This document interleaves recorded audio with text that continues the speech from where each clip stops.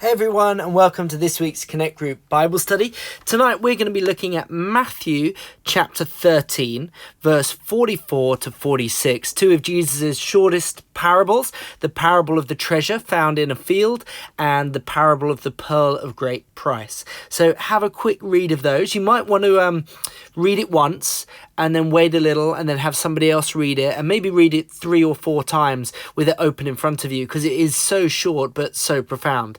As you're going along and listening to it, jot down any questions you have, anything that stands out, and anything that you can see that you can apply to your life. So have a read of it, maybe a few times, and then see you back in a moment. Okay, so this is one of the shortest parables. There's 2 parables here, so definitely one of them's the shortest. And really, one of the interesting things about this is it's an enacted parable. So Jesus has been with the crowds, and then he takes his disciples away, and he tells them, he starts to explain what he's been teaching, but then gives them these 2 parables. So in a way, the parable is a treasure and the disciples are the field, and we are the man discovering it many years afterwards. Also, it's in an active parable because it's short, it's simple, it's very ordinary, but there is not a word wasted, and what's contained in it is absolute dynamite. I, in fact, before preaching on it, said to Kate, this will be easy last week, before being blown away by actually how much there is in this, and actually how much depth, and actually how complicated it is to read this, because Jesus is intentionally making things not harmonize in some ways. The other thing, just before we start, is that having taught his disciples, Jesus says, have you understood all these things? And really, that's the question that he wants us to dig into this. He's being intentionally mysterious, intentionally wrapping his meaning up in a parable, but he wants us to understand. He wants us to do as the parable says, which is to dig. And really, ultimately, he wants this not just to be a parable wrapped up inside a parable, in an enacted parable. He wants it to be wrapped up in our lives. So have that in the back of your mind as you're thinking about this. This is to wrestle with and to work out how to apply into our lives. So let's have a look at the first one. The kingdom of heaven is like a treasure hidden in a field. Now, first of all, in the first parable, you've got these pairings. You've got the extraordinary and the ordinary. This is about the kingdom of heaven, and it's about treasure, 2 incredibly valuable things, but they're hidden in a field, something that's very, very ordinary. Now, you can immediately start to apply this to Jesus. Jesus was an ordinary man. He appeared very ordinary. He was from an ordinary place, ordinary town. And really, that's why he got crucified, because people couldn't see past his ordinariness, and so thought his claims were blasphemy. He also has a really ordinary message. The gospel is simple. Believe in Jesus, the work on the cross, and you are saved by grace. And often we want to say, and go on, but that's it. But as you dig into this simple, ordinary message, you find great treasure. It's like a field you walk past every day, and no one really believes there's treasure to be found there, because we think treasure's found off in, not in ordinary places, but guarded by pirates on islands, but it's in something very ordinary. And then also, God uses us, ordinary people. The Corinthian church, Paul puts it bluntly, he says, none of you are particularly special, but God used the ordinary things, the things that are not. Often you see people getting overlooked. People of great treasure get overlooked because of maybe their field looks quite ordinary. You see this in leadership, that people get overlooked. You know, there's that weird stat that most CEOs in the world are over 6 foot tall, because we kind of think that good leaders have to be tall. Or often you see this, you see amazing people getting looked over by others who are looking for spouses, because they're just looking at the field and they're not looking at the treasure. And the truth is, the field doesn't last. Or actually what you find is, the field, people's outward appearance grows more beautiful when the treasure is there. You see these wonderful old people who've aged gracefully. They're now full of grace, and they just shine because it's the treasure and not the field that is most important. So the first pairing is the ordinary and the extraordinary. The extraordinary is ultimately, this is about our relationship with the King, because it's about the kingdom. Now also, there's this sort of theme of something being hidden. Humans hide treasure. We protect that which is ours. And you can kind of see this is sort of reminiscent of the parable of the talents hidden in a field. If you hide it in a field, it might get stolen. But spiritual treasure is always hidden. Spiritual treasure is always hidden. That's why there's so many self-help books and Netflix gurus, although one of the Netflix gurus says have less books, so it swings and roundabouts. But treasure is always hidden. So that's the first pairing, the extraordinary and the ordinary. The next pairing is finding and hiding. When a man found it, he hid it again. It's interesting, isn't it, to think on that. He found it. He didn't deserve it. He did nothing to earn it. He didn't work for it. Somebody else paid the price. And that's going to be important as we come back to. And he hides it. You've got this theme of purposeful delay. And then in his joy, he went and sold all that he had and bought it. And the pairing here is selling and buying, losing and obtaining. Now, what's interesting here is this is the center point of the parable. He went in his joy and went and sold everything he had. Joy makes this possible. Here's the really geeky kind of thing. There are 31 words in this in the original Greek here, 31 words. And the golden ratio point is on this 19 verse to 11. It's joy. Joy is at the center of this dramatic little story, because joy is what enables it to happen.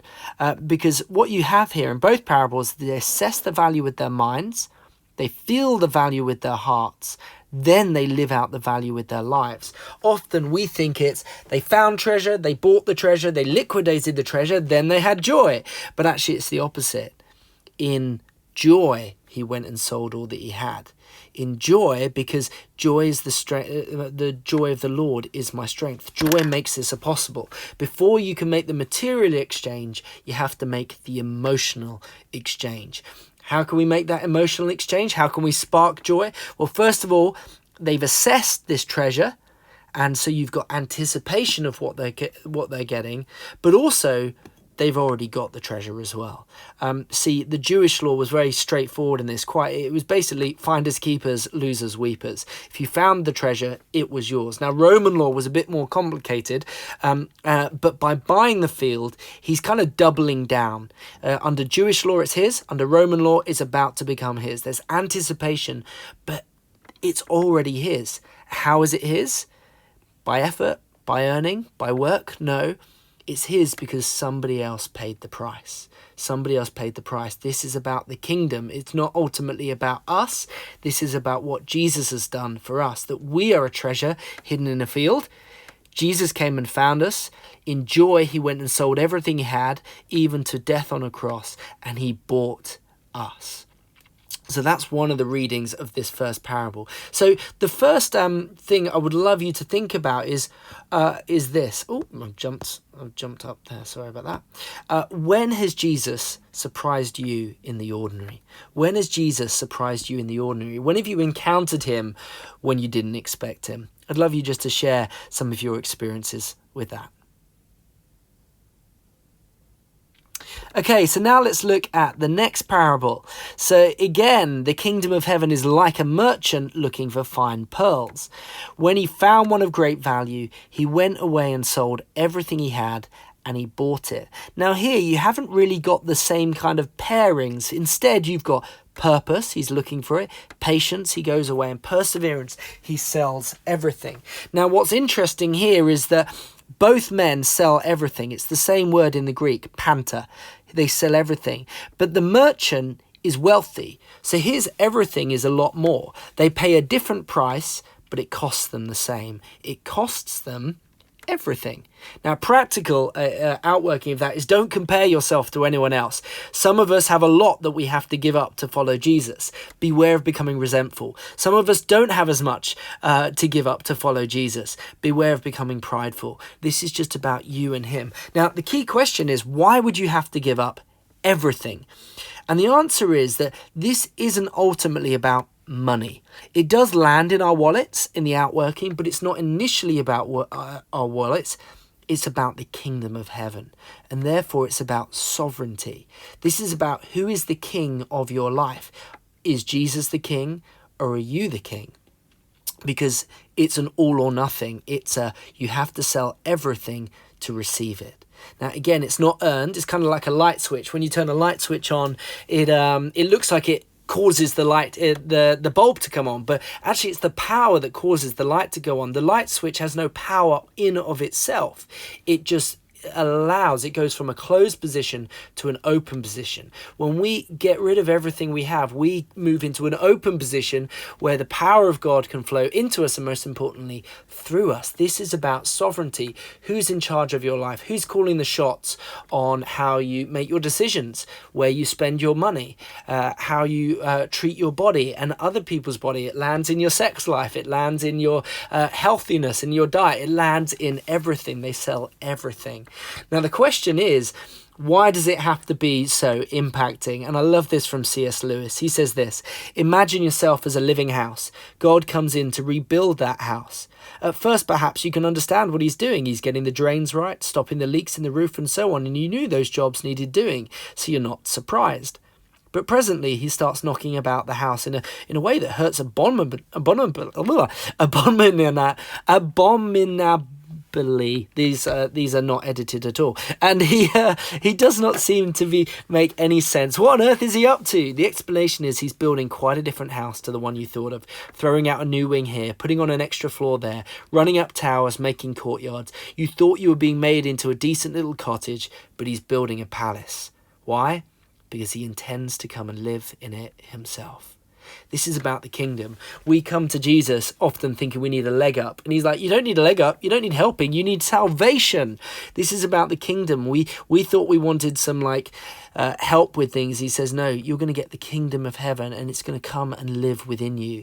And that is why it costs them everything. Now, the reason they make the trade is the pearl merchant ends up with more than he started off with. A pearl of great price is probably an allusion to Queen Cleopatra's pearl, which was worth in real day terms now over 30 million US dollars. Both of them give up everything, but they end up with more than what they start. This is what you get with Jesus. It costs you a lot, but you end up with more because you get the kingdom. You get the kingdom. And because this is about sovereignty and about kingship, the thing about Jesus is he's a better king than you'll ever be. He's wiser, he's kinder, he's more merciful. He is kinder to you than you will be to you. And also he is more ambitious for your life than you are for your life. When the right king is on the throne, everything else falls into place. When the wrong king's on the throne, doesn't matter how hard you try, everything's awash. The right king in the right place, everything's at right. That's the story of the Lion King, but Jesus got there first. So what I'd love you to do is have a dig in. What applications can you find? There's this quote that the Bible doesn't give its treasures to those who aren't willing to dig. And so I'd love you to dig around. What are the applications you can find? So in what ways does this story speak into your life this week?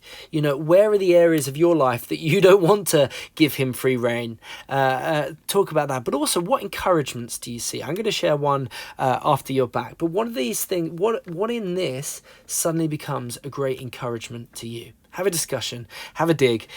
Enjoy your discussion. Okay, so I mean, one of the really easy applications is that it becomes one of the ways that we view our money. It's not just, we give a little bit more to Jesus. It's that we see that all of our money is Jesus's. And therefore, we don't just ask, what should we give? We ask him, what should I keep? And how do you want me to spend it? How do you want me to enjoy it? How do you want me to invest it? All of the money is his. And what you find is it's a lot more fruitful and it goes a lot further when it's Jesus's. Now, the encouragement that I saw this week that really encouraged me is that when you see yourself as the treasure that Jesus gave everything up to buy, you also see he wanted the treasure, but he bought the field. And that means that he doesn't just buy you, he buys all your nonsense. Like he bought your family feud, your addictions, your failures, your brokenness, your thoughts, your illness. He bought it all. He owns it. And so it's his responsibility now to clear up the field. That is a great encouragement whenever you feel like a bit of a burden to God, or whether you feel low. He bought everything. I love this line. You are God's special treasure. He bankrupted heaven to get you back. He gave his only son to get you. I love thinking about the story in this way. You are a treasure hidden in a field. And, let's do it this way first. Jesus is a treasure hidden in a field, and you're an ordinary guy, and you walk along and you stumble across him. You weren't looking, and then you found him, and then in joy, having seen a glimpse of who he is, you sold everything and you got him. Now you're like a wealthy merchant, and you're looking for more of Jesus, because that's what it is to be a disciple, to look for his ways, his truth, his life. And so you go to the Bible looking for fine pearls, but to your surprise, you find one that's incredibly valuable. It's one beyond what you thought. And again, you give everything and you buy it. You keep coming to the scriptures and you find more and more things that you weren't expecting as you give. As you give to him. But most importantly, the most important way to read this is the kingdom of heaven is like treasure. You are God's kingdom. His kingdom is within you. You are his treasure hidden in the field of the world. He came and found you. He hid you again. And then in his joy, he went and sold all he had. He hid you again. Well, the church is often hidden. The church is often underground. It often doesn't look anything extraordinary, but it's something spectacular. But in his joy, he sells all that he has to get his church. Again, the kingdom of heaven is like a merchant searching for fine pearls. You are his fine pearl. When he found one of great value, value is determined by what somebody is willing to pay. He paid everything. He sold everything he had. He went all in. I love this. He didn't just rent it. He didn't test it. He didn't go habit with it. He married it. He went everything and took his bride. You are the pearl that the king and his kingdom gave himself to attain and bought it. Now, the last thing here, an application, is that God's church is supposed to be like his kingdom. And therefore, once the treasure gets found, the treasure is supposed to go out and get looking. And that's what we're supposed to be. That's why we run Alpha. That's why we're invitational on Sundays. That's why we're open and hospitable in every way that we can, so that people can be discovered by Jesus, so they can discover this treasure that we have found as well. Now, I'd love you to finish. Here's a key question. Have you received this joy? Have you received Jesus? He looks like he costs everything, but you end up with more. He's going to cost you everything. But do you know what? It's the wisest decision you'll ever make. So first of all, have you received this joy for the first time? But also, are you receiving this joy every day? Have you thought about this parable today and dug yourself into it in a way that produced joy? Because you can only make the material exchange once you've made the emotional exchange and received his joy. So I'd love you just to think about that, talk about that, how you're doing, where you're winning, where you're struggling, and then pray for each other. Ultimately, we find joy when we get filled with the Holy Spirit. So pray for one another to be filled with the Spirit. Have a great discussion. Have a great time praying for each other, and see you next week. God bless.